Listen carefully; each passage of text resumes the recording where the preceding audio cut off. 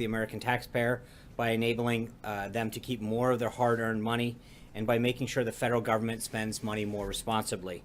After the lunch, the President will continue this important discussion with other members of the senior staff. Additionally, the Vice President today is in St. Louis to participate in listening sessions with American workers and employees of the Fabric Equipment and Engineer dealer, a 100-year-old family-owned and operated business. During his visit, the Vice President will discuss the economic comeback in store for our nation under the President's economic agenda and with small business owners and employees. The President has already made strides towards slashing redundant regulations through his executive actions, and we will work with Congress to enact further pro-growth legislation. Back to the President's schedule. Later this afternoon, the President will participate in his standing legislative affairs strategy session. Our legislative affairs team is in constant contact with our counterparts on the Hill, keeping an open dialogue on all aspects of the President's agenda. Last week alone, more than 40 different senator and Congress members of Congress visited the White House. On the Supreme Court front, so far, Judge Gorsuch has now met with 58 senators, 36 Republicans, and 22 Democrats, and he has more meetings already on the books for next week when the Senate returns to session. We've been especially encouraged by the reception he's received from several senior Democrats, including Senators Feinstein, Tester, Durbin, and Gillibrand. Also on the confirmation front, multiple unions came out today for Alex Acosta, the President's nominee for Labor Secretary. Both the Labor's International Union of North America and the International Union of Operating Engineers praised his distinguished career and pledged their support for his nomination. The Legislative Affairs team is using the congressional work period to coordinate with key coalitions in Congress. They are meeting with different groups in the House and the Senate, including the staff of the Congressional Black Caucus, House and Senate leadership, and staff throughout various committees. We've used this work period as an opportunity to invite staffers from both sides of the aisle to come to the White House and discuss shared priorities and find common ground on the way forward. And we're not just reaching out to Capitol Hill. We've actively engaged with key leaders and policymakers around the country. It's critical to this administration that we gather input from states and from people throughout the country rather than just leaders here in Washington. Looking ahead to tomorrow, the President will meet with a group of world-class business leaders to discuss specific action he can take to remove barriers to job creation. These leaders, many of whom represent some of the country's largest manufacturers, will begin the day in working groups with the Vice President, cabinet members, and key aides of the President's staff. The working groups will engage in a deep dive conversation on the attendees' specific area of expertise. Topics of discussion include deregulation, tax and trade, training and the workforce of the future, and infrastructure. Vice President Pence will be engaged with each of the groups, and after the groups conclude their discussion, the President's staff will compile the feedback, and the President will sit down with the entire group for a listening session on some of their recommendations. As you can tell by the structure of the meeting, the President is expecting these interactions to lead to real action being taken by the administration. Creating a dynamic and booming economy that works for all Americans continues to be at the top of his domestic policy agenda.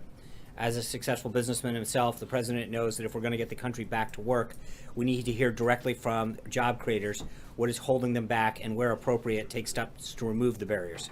In his first month in office, the President has already taken numerous actions to boost job creation, and key economic indicators are showing that it's working. CEO and confidence are up, the stock market continues to reach record highs, and the January numbers were strong. The meetings on Thursday will continue to build on that momentum. And with that, I'm glad to take some questions. Steve Holland. Steve Holland's not here. I'm sorry. Sean, how about Jeff Mason gets it. Thank you, Sean. Can you give us an update on the administration's plans with regard to transgender bathrooms? And can you confirm in schools, and can you confirm that there has been some disagreement between Secretary DeVos and the Attorney General on this issue? So I would expect further guidance to come out on that today. The President, as I said yesterday, is a firm believer in states' rights. When you look at the guidance that was issued under the Obama administration, first of all, let's remember, to the best of my knowledge, that was stalled, never fully implemented. And I think there were various reasons for that, several legal reasons and several procedural reasons. And so the Department of Education and the Department of Justice, both who jointly issued that guidance back during the Obama administration, are now working together again under a Trump administration. They've been reviewing the guidance that was signed, the basis by which it was put through, and I think there have been several areas of concern, both legal and procedural, that they have been discussing. And I think where you might be hearing something is more on the timing and the wording of stuff. The conclusions, everybody in the administration is agreed upon.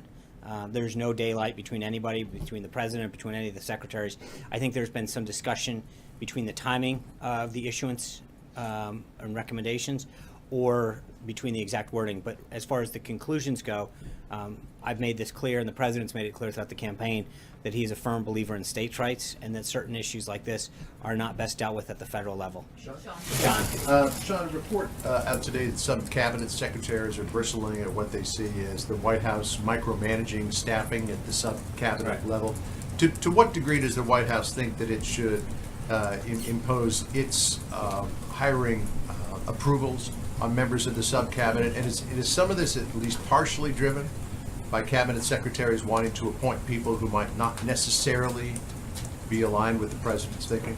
Well, I think when you come to, they're called political appointees for a reason.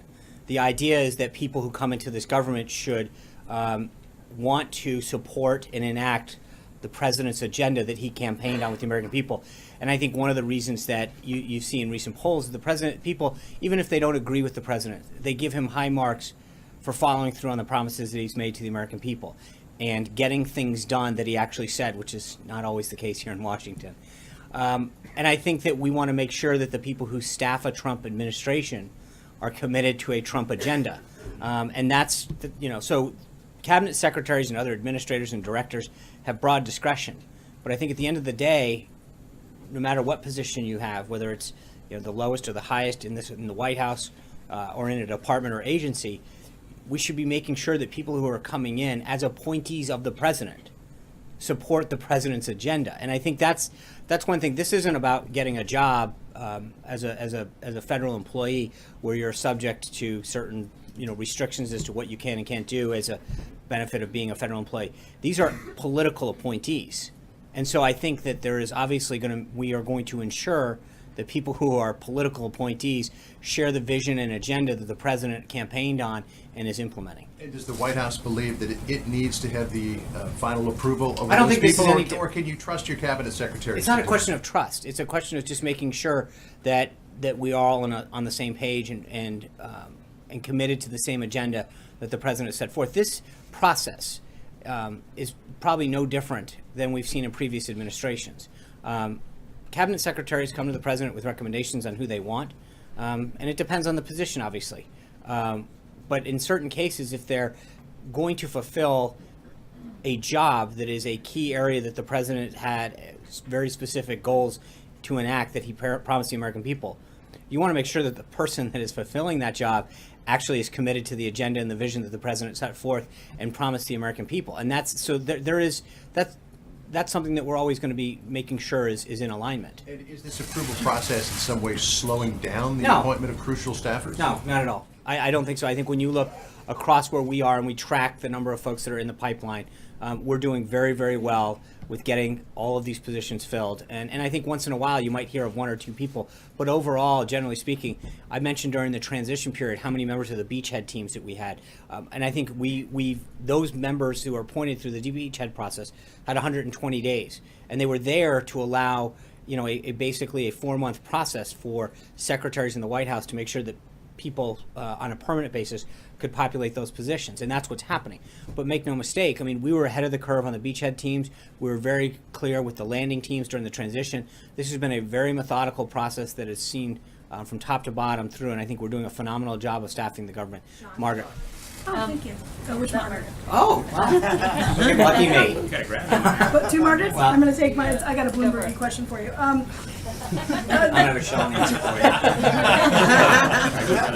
you. The president in the Roosevelt Room just said to us that, among other things, that the tax plan is nearly finalized, but it can't be submitted until the health care plan statutorily or otherwise is, so we're doing the health care. So what I wanted to clarify was, is the White House doing a health care proposal, or was he talking about Congress and not the White House? Or is there obviously, some new yeah, I plan, think, right. So obviously there's two vehicles, reconciliation vehicles, the FY17, I'm going to give you a Bloomberg answer. The FY17 reconciliation that was never completed because the budget wasn't finalized in the last Congress, and then you got the 2018. I think we want to look at the opportunities to work with Congress on Obamacare, utilizing the 2017, and then you could utilize the 2018 reconciliation and budget process to do tax reform. That's not, and again, that's not prescriptive. But as far as why the president's saying it that way is because we've got that option available to us right now, and I think the president's committed to making sure that the promise that he made to the American people to repeal and replace Obamacare continues to be first and foremost, and then his tax plan. But it's not a we can walk and chew gum kind of thing. We can actually be continuing to work with Congress and the leadership in both houses. Well, Just to do the Bloomberg timeline, there's a few things that are going to happen then. There's going to be a budget plan that you guys are going to present on March 13th-ish. There's going to be a health care, this is where I got lost again, something from him and something from them, and a tax reform plan afterwards. Is that the way it works? I don't want, look, when we're ready to announce stuff, but I think you've got Obamacare, the budget, and tax reform. It's going to be a very busy March and April for us. And we've been continuing to work with Congress to make sure that that's implemented. Noah Bierman. The president, you were talking about fulfilling his promises. As you know, he promised during the campaign a total and complete shutdown of Muslims entering the country. There were a lot of people in his party who thought that was a very good proposal. Can you explain his evolution in backing down from that? And can you also say whether he regrets using that rhetoric since it ended up hurting the court case? Well, again, I go back to the merits of the case and the order that gives him the authority to make that. U.S. Code 1182 is very clear. And the president was very clear in his executive order that these were countries that we didn't have the proper vetting for when it came to ensuring the safety of Americans. That's what the executive order said. The authority is very clear to have him done it, and I think that you're going to continue to see the president take the steps necessary to protect this country. That's why he's talked about, fighting this on both fronts, making sure that we keep evolving through the court system on the existing EO, and then looking towards the next draft of the executive order that will continue to achieve the goal of protecting the American people. So that's where we are.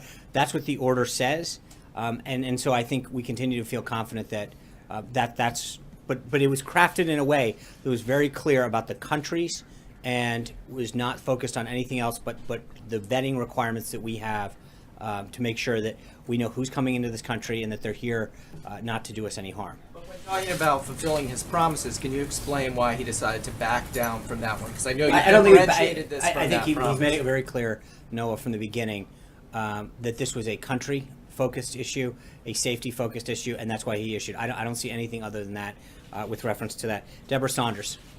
The Oscars are Sunday night. Will the president be watching? If there's a Meryl Streep kind of moment, how do you think he'll react? And why, if this has happened at other awards ceremonies, why do you think this happens? What happens? Actresses and actors like Meryl Streep. I have no idea. It's a free country. I think Hollywood is known for being rather far to the left in its opinions, and I got to be honest with you, I think the president will be hosting the governor's ball that night. Mrs. Trump looks forward to putting on a phenomenal event, and the First Lady's put a lot of time into this event that's going to occur and welcoming our nation's governors to the Capitol, and I have a feeling that's where the president and the First Lady are going to be focused on Sunday night, and so we'll go from there. Yeah. Sean, the president's going to have a big audience next Tuesday in the joint address to Yes. Congress. Does he have a set of goals in mind for the speech, and do you think we're going to see some specific policy rollouts as part of that speech? I think that the speech is going to focus, I mentioned this yesterday, I think it's going to talk, remind the American people what he's done already, and make sure that he explains to them, not just because of a sense of accomplishment that in moving this country forward, but because I think it's important for the American people to know that he was an agent of change. He came here to get things done, and he didn't waste any time. He's committed to keeping his word, and then I think he's going to lay out his vision and talk about things like education and healthcare and infrastructure. The problems that we face as a country, the violence in some of our inner cities, but also some of the solutions that we can act on and some of the partnerships that we can create. It's obviously still a work in progress, but I think it's going to look forward to where he wants to take this country, and talk about working with Congress and other leaders throughout the country to get things done. But I think in the drafts that I've seen so far, it is going to be a very strong blueprint of where he wants to take this country. In the past, I think a lot of presidents, or some presidents rather, have gotten into very detailed specifics. I think you're going to see him try to talk about policies in a broad sense of where he wants to take this country and what defining success is, what that goal means. But it's still a work in progress, and hopefully towards the end of the week we Is might. the tone going to be optimistic, Absolutely. sunny? Yeah, I think he is. This is an opportunity for him to lay out a very positive vision for the nation, and to really let America know where we can go and how we can get there, and the potential that we have as a nation. Anita. Just piggybacking on that, and then I have another question. Will he, I know past presidents, including President Obama, immediately hit the road after, I know this isn't a State of the Union, but something like a State of the Union address, to sell policies. And since you're saying it's more of a vision, does he anticipate going Yeah, I think around- there'll be some travel. I don't want to. That's evolving right now. There's a lot of things that we're trying to look at, and I think as we look at the speech and some of the objectives and goals and vision that he's sharing, talk to him about potential places to go to highlight that. But I think you're going to see, a fair amount of visits in the next few weeks to highlight some of the places that he wants to take it. And then the other thing was, I've seen some members of Congress were here last week. There's the legislative meeting today. Yeah. It feels as if we haven't seen as many executive actions, or executive orders. I know we have the one vetting one coming out this week.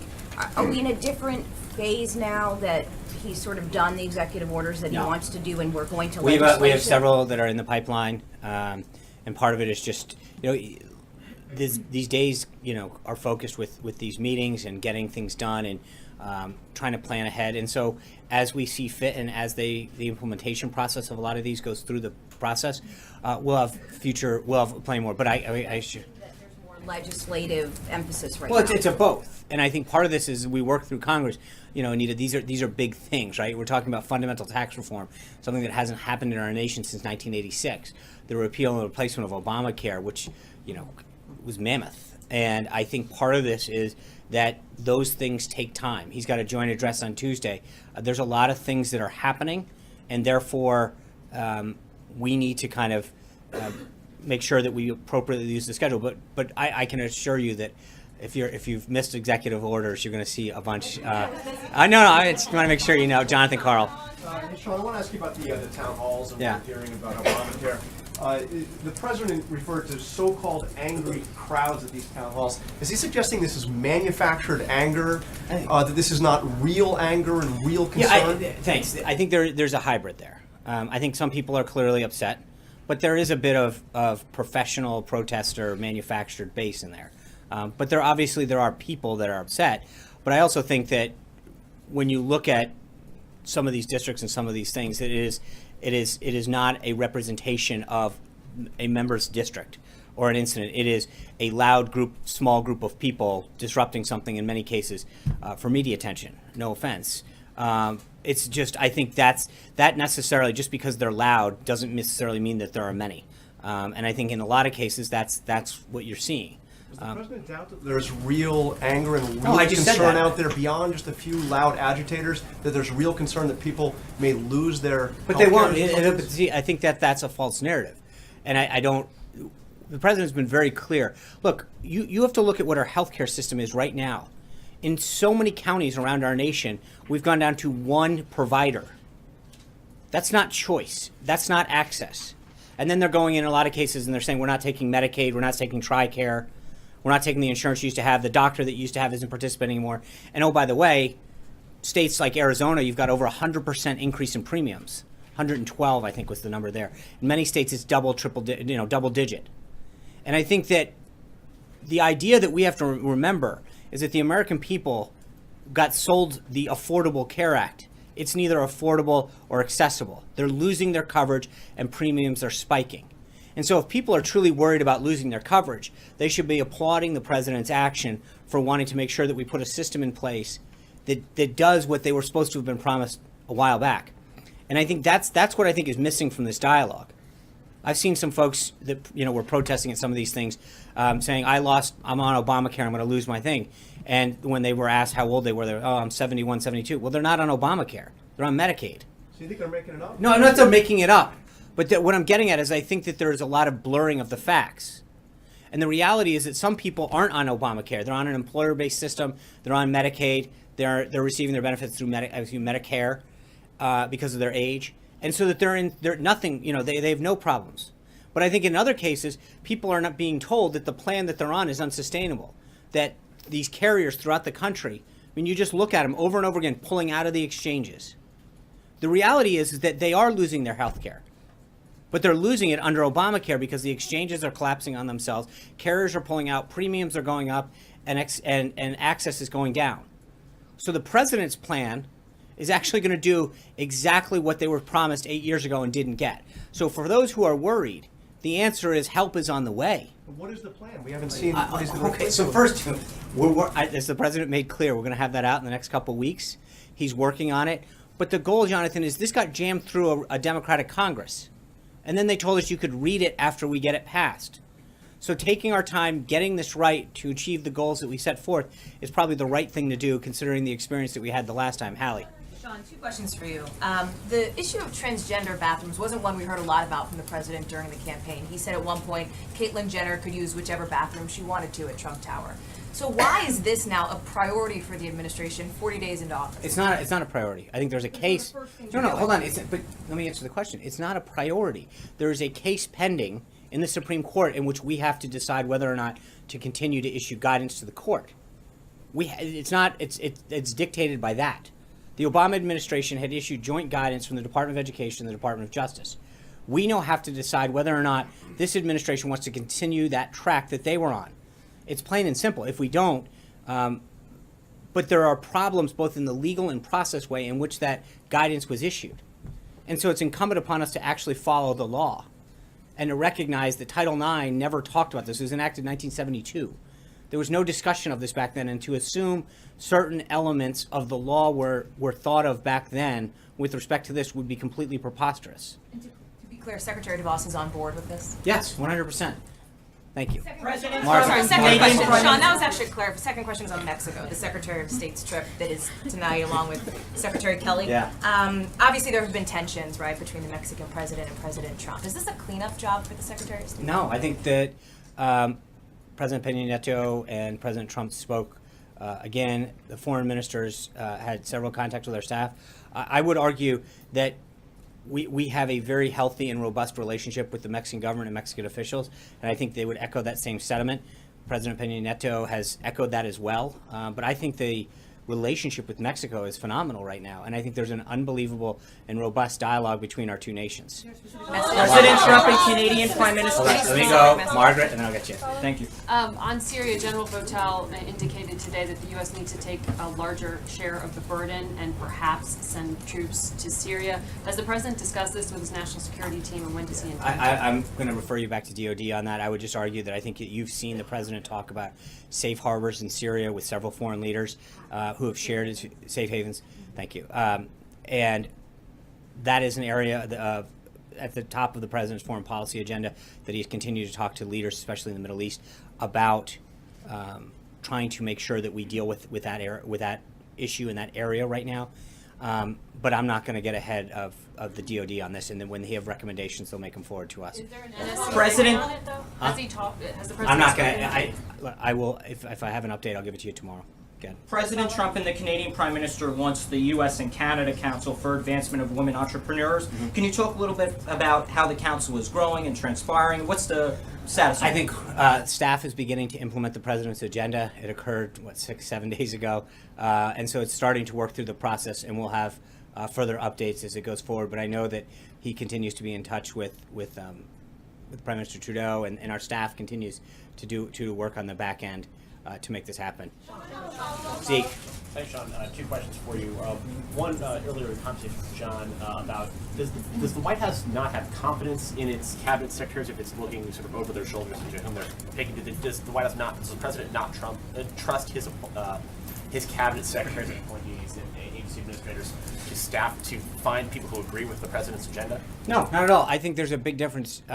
The president named these folks because they're an unbelievably qualified individuals. Part of it, though, is that you're staffing major departments. I think we've got somewhere in the area of 5,000 positions to fill. And when you're filtering through a good number of people, I don't even think the secretaries, at some degree, depending on the department and have a full background on some of these individuals. And so as they get pumped through the pipeline, there are questions. And again, there are areas of that are of key priority to the president that he campaigned on. And I think that when he wants to make sure that certain of those individuals who are going to be overseeing key priorities that he promised the American people have somebody who is not only qualified, but agrees with and shares the president's vision to fix whatever problem that was or fulfill whatever vision that he articulated. But I think that it would almost be malpractice not to do that, to allow people to fill a job, a political appointee job, who don't share the vision and agenda of the President of the United States would almost be ridiculous. I mean, it would be silly on its face to suggest this. I don't think there's any administration in past history that would literally willingly take on somebody who was adamantly opposed or spoke out specifically against what the president was seeking to do, and then have them fulfill a job to carry out that mission. It doesn't seem as though it makes any sense. Yeah. Second thing, real quick, just on the, we're coming up a week away from the deadline the president ordered for his review of the counter-ISIS strategy. What's the status of that review? The president tweeted over the weekend that he was meeting with a bunch of generals. Yeah. Is that regarding that review? He is. I think General Dunford and Secretary Mattis have begun providing him updates on that. I know that the new National Security Advisor is getting brought into that process and continuing to do updates. So we'll have further updates, but the team has been working on it since the president issued the guidance. Yeah. As far as the second executive order is concerned, what is the White House doing differently in terms of consulting with various departments to make certain that the second executive order passes constitutional scrutiny? Well, I think we've done a few things. One is I think we've been very clear about understanding what the court said and trying to tailor that specifically while achieving the same goals of keeping America safe and ensuring that people don't come into this country that seek to do us harm. That's number one. Number two is, we continue that, and that order is basically completed. I think what we're now doing is working with the various agencies and departments to make sure that the implementation of that is done in an extremely smooth way. So we have looked at it from both a process standpoint as well as a legal standpoint, and I think it's achieving the goals. But again, I would also mention that on the merits, we can see. I believe that the first order did just that. It was written in a way, and I think ultimately we will continue to prevail on that because it is written in a way that is clear and consistent with U.S. code and the authority that the president has to protect the nation. Katie. No matter what happens as it relates to the second executive order, it's almost likely to face a legal challenge. Sure. Are you concerned that the president's prior remarks as it relates to the judiciary is going to allow him to get a fair hearing by the judicial branch as it relates to the second executive order? Yeah, absolutely. I think that, because I think that you've seen it happen in the Massachusetts case. I mean, at the end of the day, you look at the law and what the order does, and I think, again, you may have, in the case of the Ninth Circuit, we continue to disagree with that. I think, the president's pointed out, you don't have to be that high up, in grade school to recognize what the code says, what the authority that is granted to him, and then what the order does. I think the things that they brought out in that order, I mean, in one of the cases they suggested there's been no people that have entered within the 7 countries, and a quick cursory look found, upwards of close to 20 people that had come in. So some of the basis for which they decided the case on doesn't actually pass muster. And I think any other judge or judges that look at that order or the one that will be put forward will come to the same conclusion. Katie. Sean, I wanted to ask about the president's budget priorities. Yeah. What specifically is the president increasing spending on? Where is he decreasing spending? And how much money specifically is he asking for the 5,000 new Border Patrol agencies asked for? So I'm going to refer you back to Margaret's question, and then we'll have something in mid-March as we put that out. But I'm not going to get ahead of Director Mulvaney. No, I mean, it's not. Look, he just had a meeting where he's continued to work out. They're providing him back and forth. I mean, that's the idea of crafting this budget, and until we put it out on paper, I don't want to get ahead. Hold on. Sean, Yeah.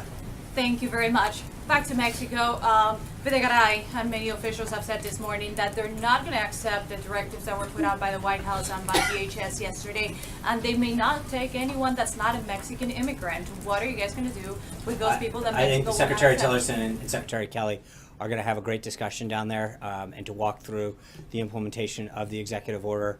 But I feel very confident that any country who has a citizen that comes into this country and that we send back, we'll make sure that they comply with this. David? I have two questions about immigration. I'll just ask them at the same time. One, the president has talked a number of times about millions of illegal immigrants casting votes during the election in his mind. You guys have promised to look into that. It seems Right. like there was no mention of that in any of these directives to look for these immigrants. Does the president still believe this is a Yeah, I mean, national he's security mentioned that problem? Vice President Pence will lead a task force on this. Where would we stand on that, though? He named the task force, and the Vice President is starting to gather names and individuals to be part of it. On the other question I had about a DACA program, yesterday you suggested, well, we have to go after hardened criminals, Right. and, major national security threats first.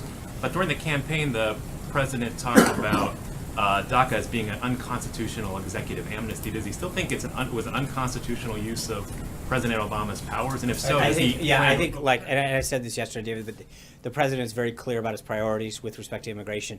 Yesterday was focused on going after people who are a concern, a public safety concern, and we're going to walk through this very. We will get back to you on that. Right now, the focus is on keeping the country safe and making sure that we walk through. Shane. I want to ask about immigration as well. Given all of the push on deporting illegal immigrants, I wanted to see if this White House and President Trump have any interest in curtailing legal immigration going forward. Again, we got to look at this from a priority level. Right now, there's millions of people in this country that are in the country illegally. I think the focus continues to be that 800,000 or 900,000 that have already had an order to have them removed and get them processed through in a way that continues to keep America safe. Legal immigration obviously is a completely separate subject, and that includes visa reform and all that other stuff. The president's talked about that. He's talked about it with business leaders, H-1B visas, et cetera. You're going to see more of that coming, but I think there's a prioritization of how we deal with immigration, both illegal and then legal, and we'll have more on that later. I got to run. Thank you guys very much. We'll see you tomorrow. Take care. Name the task force.